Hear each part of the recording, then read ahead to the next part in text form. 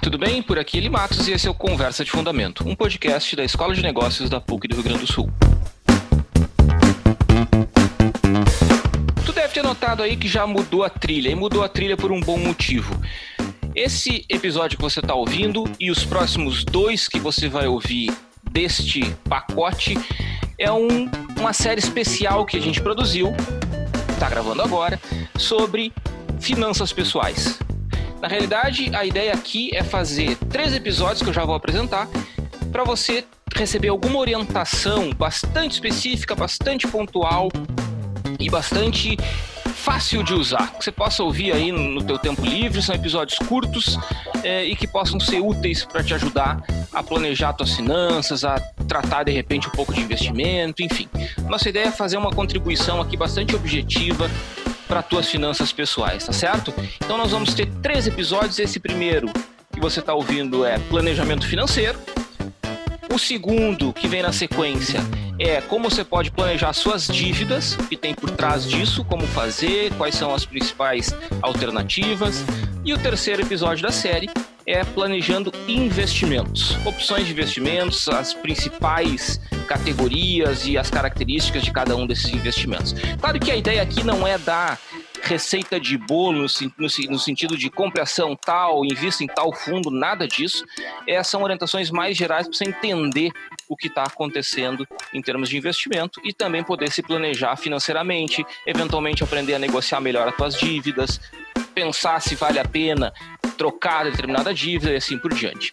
E hoje a gente começa com o mais básico, que é o planejamento financeiro do zero.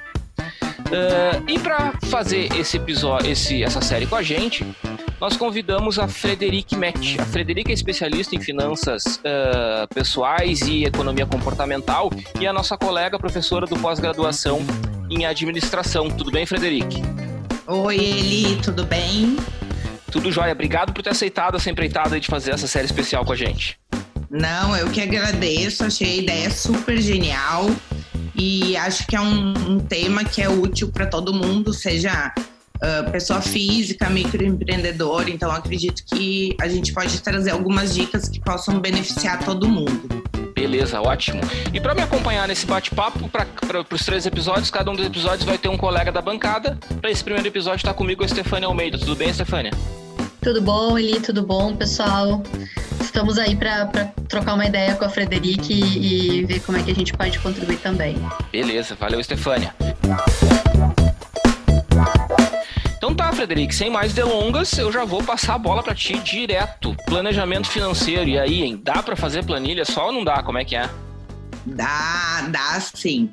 A gente costuma dizer que o planejamento financeiro ele é uma das primeiras etapas da educação financeira.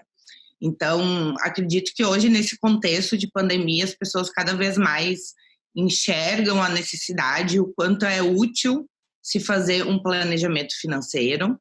E quando a gente estuda a educação financeira, a gente tem um conceito mais macro. Mas o coração ou o norte da educação financeira sempre é voltado para o planejamento financeiro. O planejamento financeiro, ele nada mais é do que um fluxo de caixa. Então, quem está acostumado a trabalhar em empresas, tanto na área contábil quanto quem é empreendedor, já está acostumado com esse conceito de fluxo de caixa, que é simplesmente a gente conseguir ter um controle ou uma organização financeira do valor total que está entrando no caixa e o valor total que está saindo do caixa.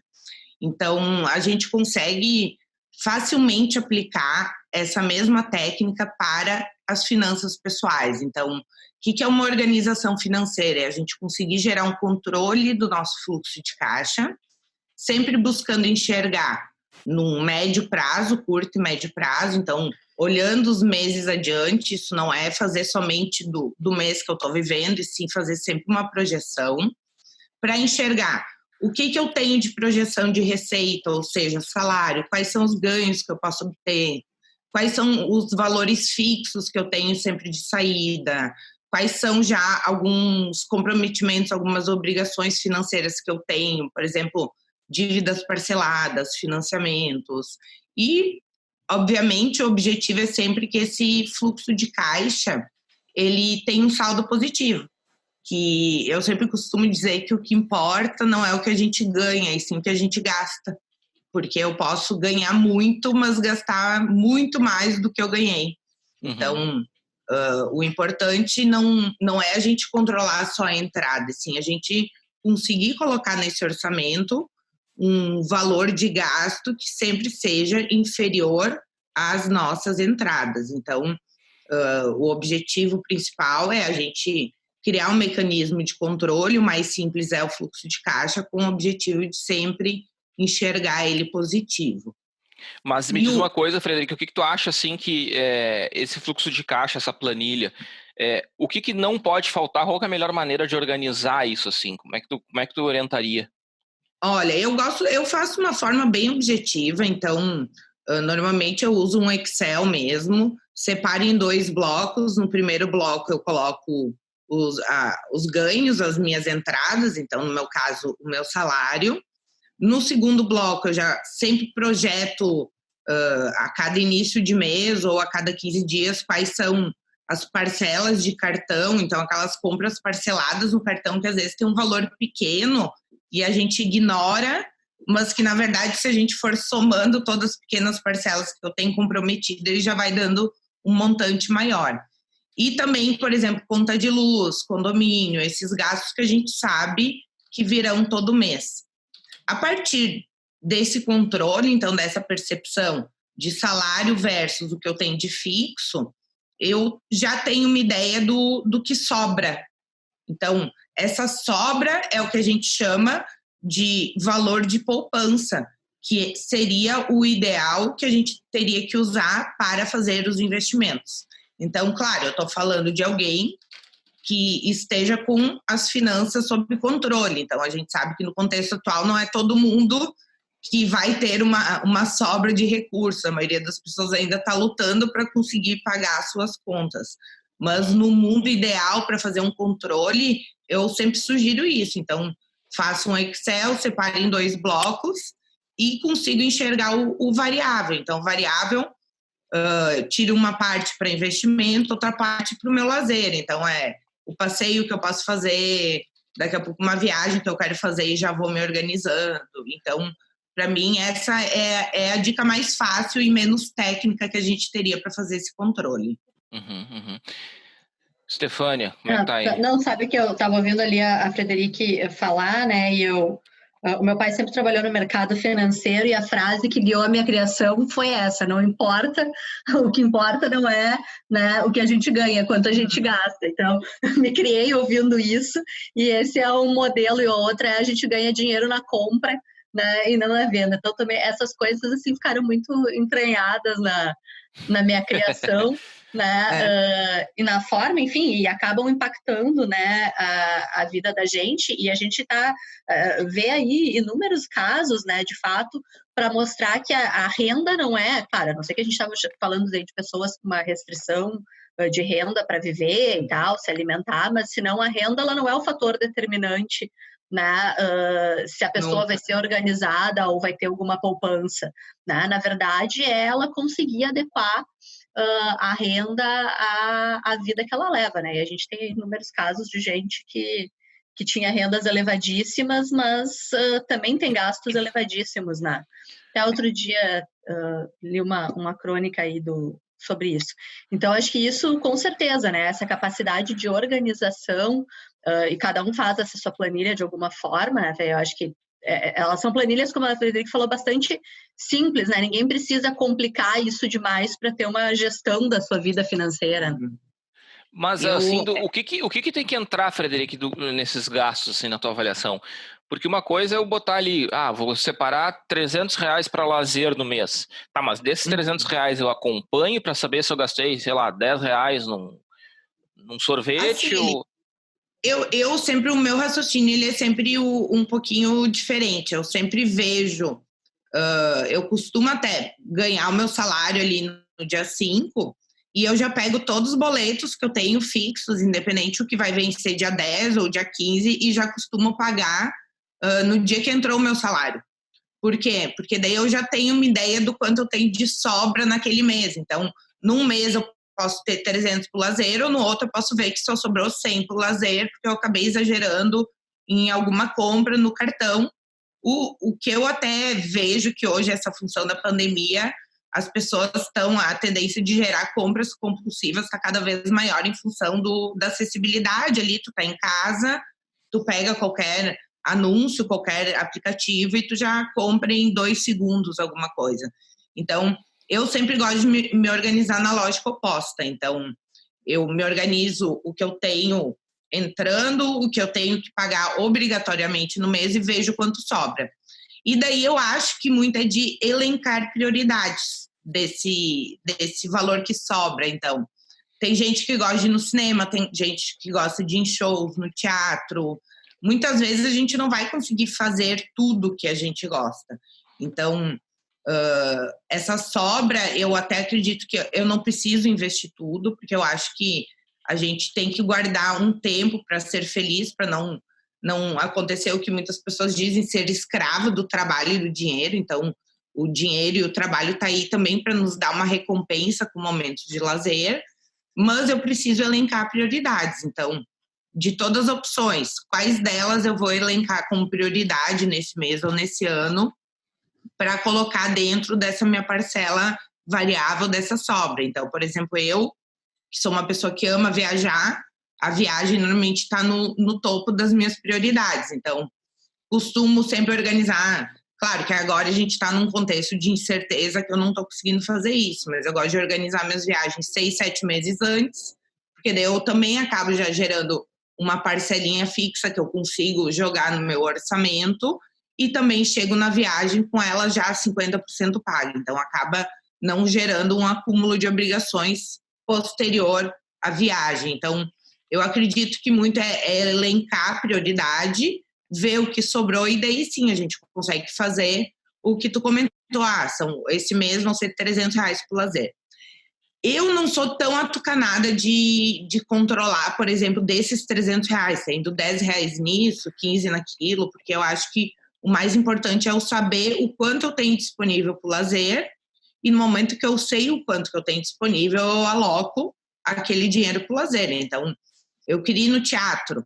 Não, mas eu mudei de ideia no meio do caminho e acabei querendo ir num museu, por exemplo. Quis ir num restaurante legal que eu queria conhecer, mas o importante é que eu sei que eu tenho um limite de gasto de R$300. E o que eu acho super importante, então, hoje quando a gente fala de educação financeira, que na verdade é o contexto maior do tema finanças pessoais, a gente tem diferentes linhas de aprendizado e de lógica na hora de dar dicas. Então, se a gente vê principalmente os gurus de finanças pessoais, pegar os livros, as mentorias, cada um vai muitas vezes para um caminho. O caminho que eu mais gosto é o que a gente chama de controlar ganhos, gastos, investimentos e as doações. Então, a gente olha a educação financeira sempre com esses 4 pilares, de saber olhar os ganhos, o gastar, o doar e o investir. Porque cada vez mais agora a gente vê essa questão da empatia. Então, eu e a Stefânia, a gente está participando de um projeto justamente para ver o comportamento consumidor também sobre essa lógica, mas diversas pesquisas, principalmente as que são voltadas para a psicologia do dinheiro, para entender a relação das pessoas com o dinheiro, mostra que essa questão do doar, ela gera uma sensação boa para os indivíduos. Então, naquela parcela que sobrou, eu posso alocar uma parte para doação e eu estou alimentando a questão da empatia, da proatividade em auxiliar o próximo. Então, muitas vezes isso ajuda no meu bem-estar, que não envolve somente uma situação lógica de moeda, de dinheiro, mas envolve uma situação de bem-estar financeiro como um todo. Então, como eu me sinto na minha relação com o dinheiro. Então, eu gosto muito dessa lógica desses 4 pilares, quando a gente fala em educação financeira. E também pensando na lógica de que gastar não é pecado. Então, muitas vezes a gente manda controlar minuciosamente um café de R$1 que eu tomei Claro que dependendo da renda e da situação, isso pode fazer diferença. Mas eu acredito que quando a gente se controla, se organiza de uma forma mais macro nesses 4 pilares, eu não entro na lógica de que gastar é um pecado, e sim eu me organizo nos meus gastos, que é justamente o tópico que a gente vai ter no segundo episódio, mas eu entendo das minhas finanças pessoais de forma macro e também pensando no meu bem-estar, porque a gente sabe que uma situação financeira negativa, ela pode gerar uma série de problemas psicológicos para a pessoa, depressão e assim por diante. Uhum. E sobre poupança, Frederic, se fala bastante sobre quanto poupar, para que poupar, porque uma coisa é fazer uma poupança, que nem tu falou, assim, olha, vou fazer um planejamento para comprar alguma coisa que eu quero, sei lá, um veículo, ou uma TV, uma geladeira, não importa. Outra coisa é uma poupança de emergência. Uma terceira coisa é uma poupança de aposentadoria. Claro que, se a gente considerar que entre 70% e 80% dos brasileiros ganham até 2 salários mínimos, esse tipo de poupança é meio difícil de fazer, né? Como é que tu vê isso, assim, especialmente para quem tem renda um pouco mais baixa? Como é que organiza essa poupança? É melhor particionar ou é melhor deixar tudo junto? Eu acho que é melhor deixar tudo junto, e para pessoas que estão numa situação financeira mais desfavorável, como é a maioria da população, eu acho que a prioridade seria a reserva de emergência, que justamente nesse momento é a reserva que tem ajudado muitas pessoas. Então, eu converso com amigos meus que são profissionais autônomos, tipo a minha manicure, que hoje é minha amiga, ela disse, Fred, se eu não tivesse guardado o que eu guardei, eu não teria conseguido sobreviver 2 meses. Então, acho que o mais importante para esse tipo de pessoa é a reserva de emergência. Obviamente que no momento que eu faço uma reserva de emergência e daqui a pouco eu não usei para uma emergência, eu posso automaticamente transferir parte dessa reserva para algum outro propósito, como tu disse.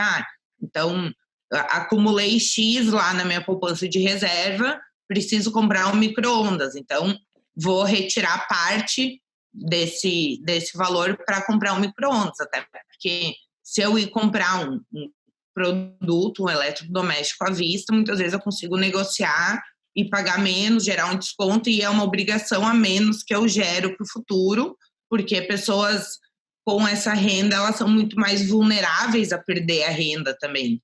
Então, o quanto menos elas gerarem de dívida, melhor, para não ter um comprometimento maior no futuro e gerar um super endividamento daqui a pouco.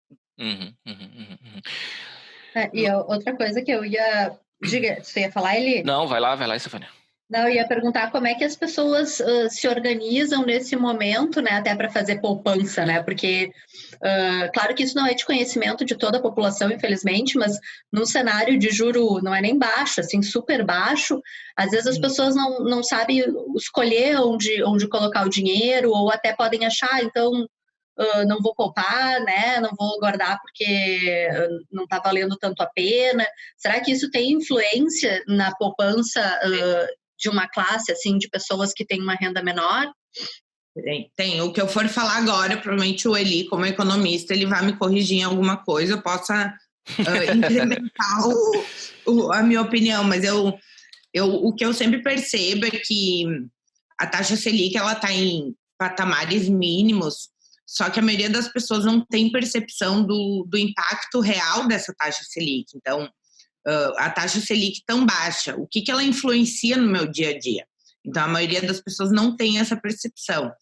Ela pode influenciar tanto beneficiando créditos em questão de liquidez, aumentar o volume de crédito, reduzir o juro, mas esse juro baixo, ele não reflete ou não tem influência no que eu chamo de crédito rotativo, que é o crédito que a maioria das pessoas usam em situação de emergência, que é cartão de crédito, cheque especial, empréstimo pessoal. Então, esse crédito rotativo, ele continua com um juro muito alto. Não quer dizer que a Selic baixou, que eu vou acabar tendo um juro menor nesse tipo de dívida.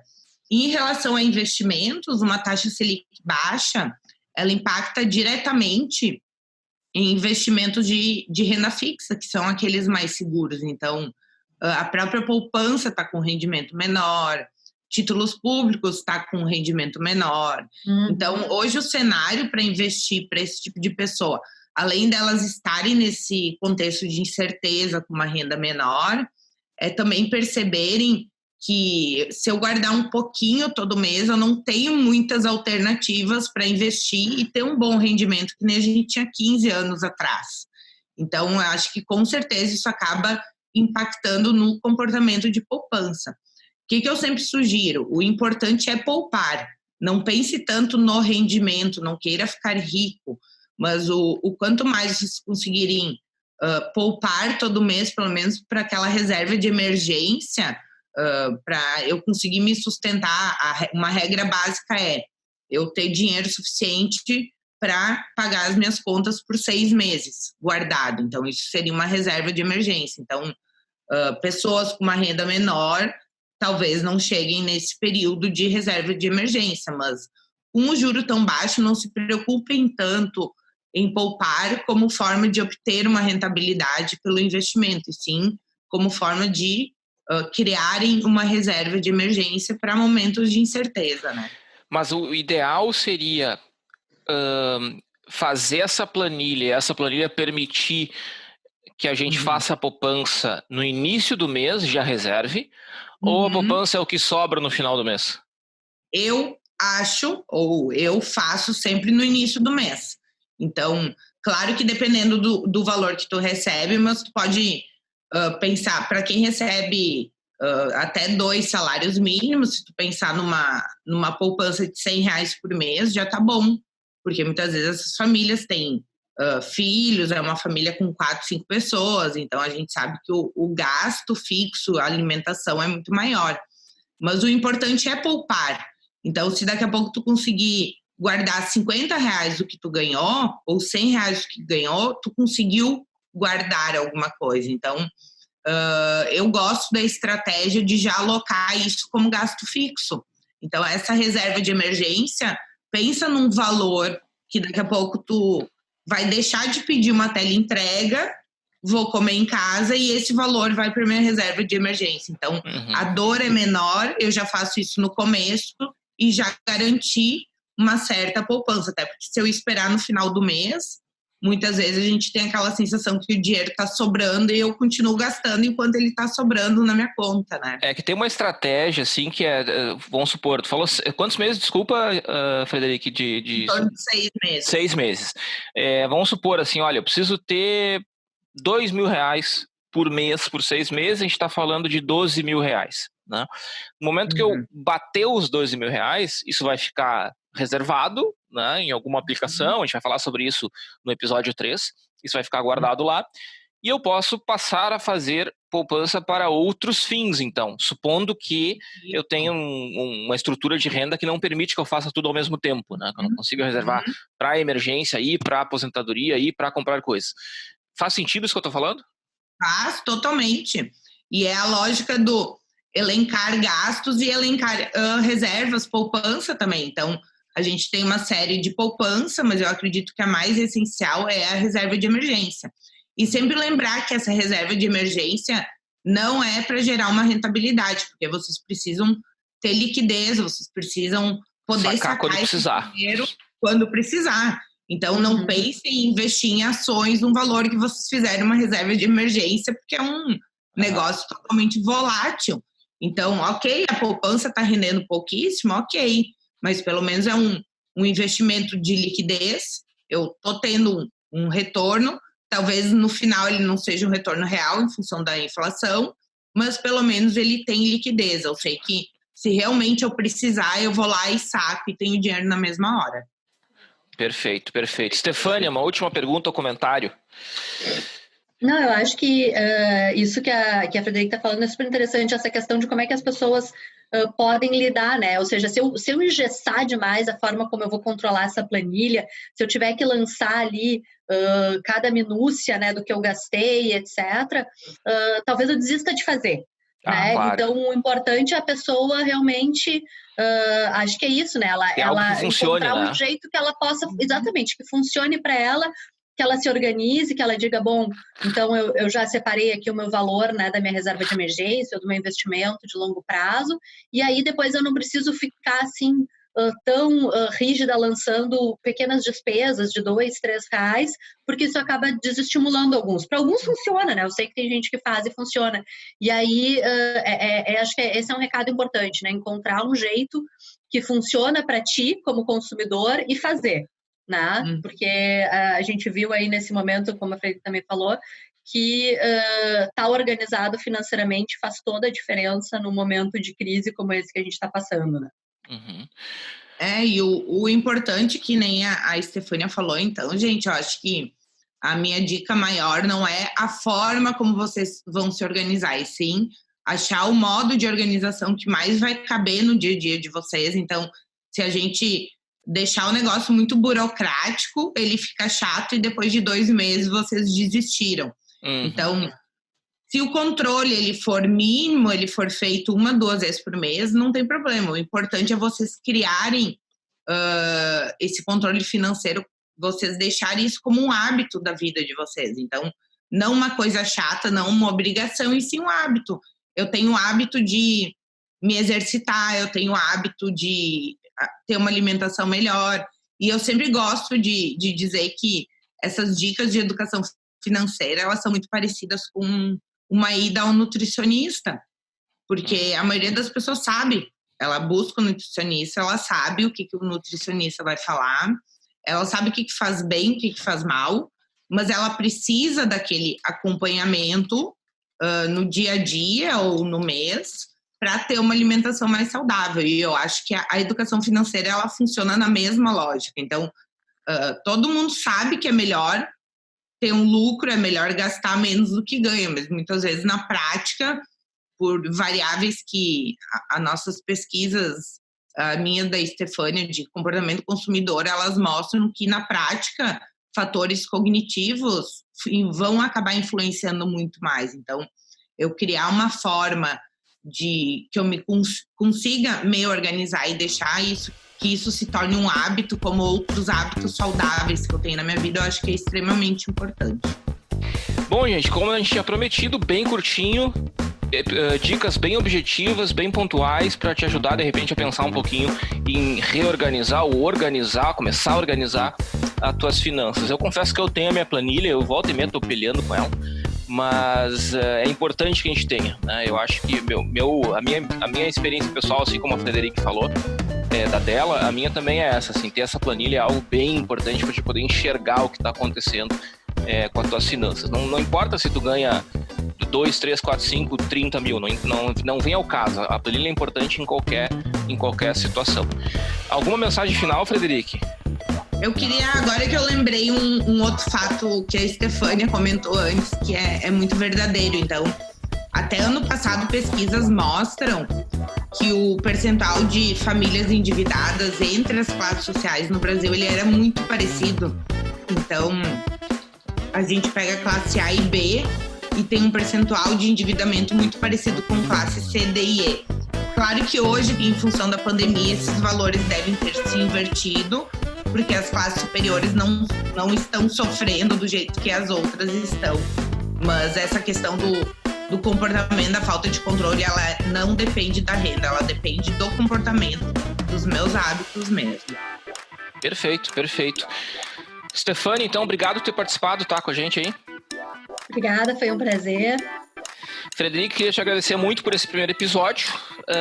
Nos vemos em seguidinha para os próximos 2. Valeu, tá? Exatamente, eu que agradeço, Eli. Muito obrigada. Valeu, até breve. Então tá, gente, fica ligado aí, mais 2 episódios saindo do forno em seguida, e você que tá ouvindo esse primeiro já pode dar uma olhadinha ali nas plataformas de streaming, que os outros 2 já estão disponíveis lá, só chegar e dar play, tá? Valeu, até mais.